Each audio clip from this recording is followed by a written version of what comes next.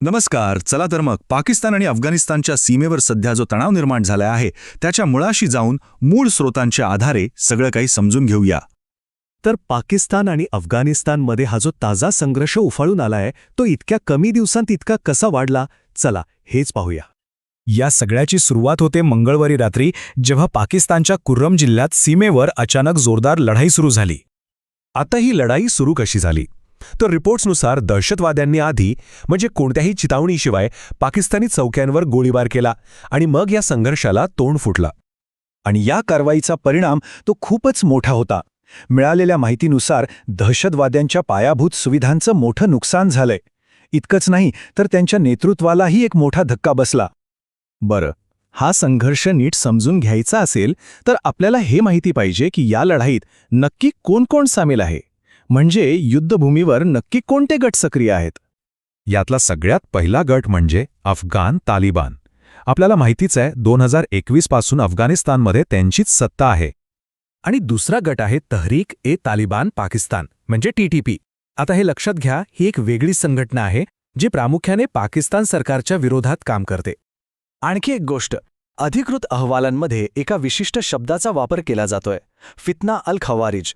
हे नाव पाकिस्तानी अधिकाऱ्यांनी या हल्ल्यांमध्ये सामील असलेल्या TTP संबंधित गटाला दिलं आहे. चला आता बघूया की ही परिस्थिती इथपर्यंत कशी पोहोचली. कारण मंगळवारचा जो संघर्ष आहे ना, तो काही अचानक झालेला नाहीये. त्यामागे एका संपूर्ण हिंसाचारग्रस्त आठवड्याची पार्श्वभूमी आहे.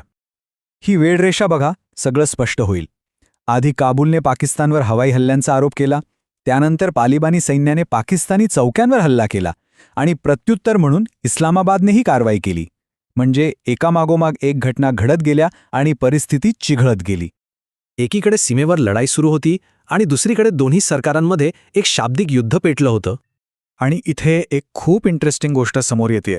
या घटनेचं मूळ कारण काय, याबद्दल दोन्ही देशांची अधिकृत विधानं एकमेकांच्या पूर्णपणे विरुद्ध आहेत.